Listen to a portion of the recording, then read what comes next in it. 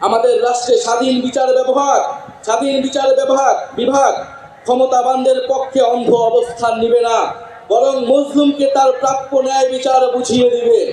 এছাড়া একটি সত্যিকার জনগণতান্ত্রিক রাষ্ট্র গড়ে তুলতে আমরা ঔপনিবেশিক আমলের সকল আইনকে জাতীয় ও আন্তর্জাতিক মানবাধিকার মানদণ্ডের ভিত্তিতে যুগোপযোগী করব।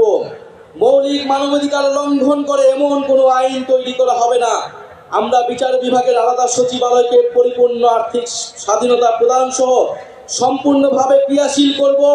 মামলার জট ও দীর্ঘসূত্রে কমাতে আমরা বিচারক আদালতের সংখ্যা বাড়াবো। আমরা মামলার নথিপত্রগুলোকে ডিজিটালাইজ করব এবং মামলার অগ্রগতি অনলাইন ট্র্যাকিং এর ব্যবস্থা করব।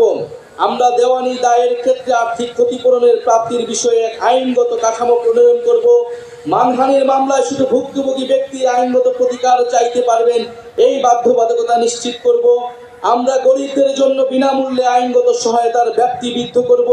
কিশোর সংশোধনী ব্যবস্থার মানবিকীকরণ ও সমাজে পুনর্বাসনের সুব্যবস্থা করব। ইনশাআল্লাহ আমাদের নতুন বাংলাদেশে ন্যায় বিচার নিশ্চিত করা হবে।